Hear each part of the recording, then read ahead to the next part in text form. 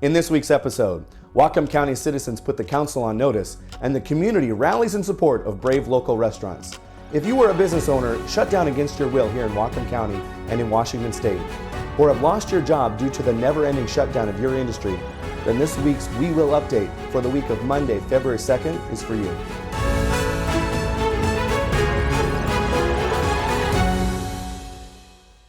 We here at WeWill would like to extend a big thank you and a congratulations to all of you, our friends and neighbors in the community, who mobilized after last week's update and called into the County Council meeting on January the 26th to give oral and written public comment on two very critical issues.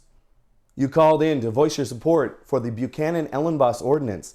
Many of you noted the inequity of allowing restaurants in Bellingham to invade whole lanes of major roads with semi-permanent structures, while the county slow walks Tony's simple request to close a side street in rural Custer.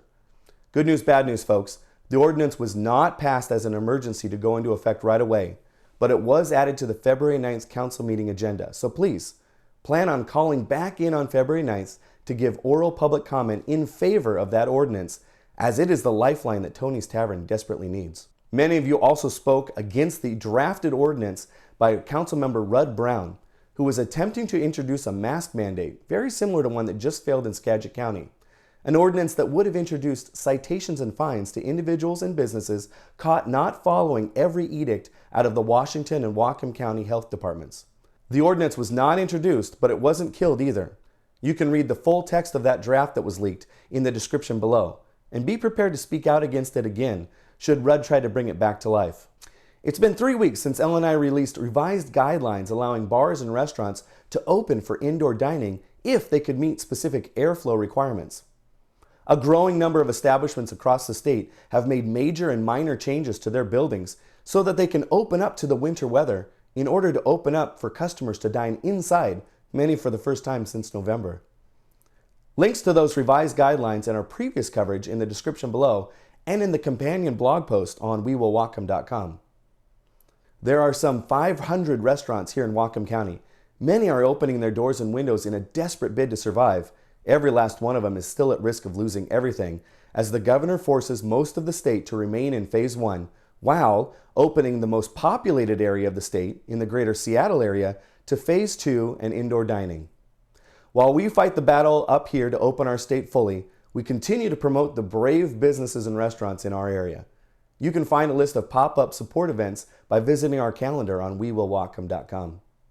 While you're clicking around in the links, be sure to subscribe and click the bell to get notified when we release both our weekly updates and our profiles on small local businesses.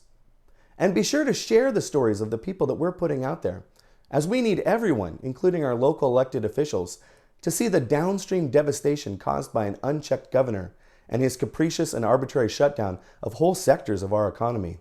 On our site, WeWillWhatcom.com, you will find a pop-up community support calendar profiling 1 to 2 businesses a week that we are going to flash mob with support. This Wednesday, February 3rd, we will be supporting the Rusty Wagon in Linden. Dining inside, dining outside, and takeout will all be available. You can see the profile that we produced on the owner, Kevin, and his restaurants on our YouTube channel right here and in the link below. Details for future events will be posted to our site as well, so bookmark us, sign up for our email, and follow us on social. The next Business Owner and Community Leaders Dinner will be on Monday, February 8th.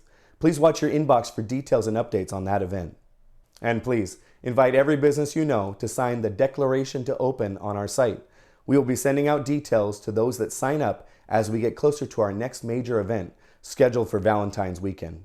That's it for this week. We want to hear from you. You can email us at info@wewillwhatcom.com.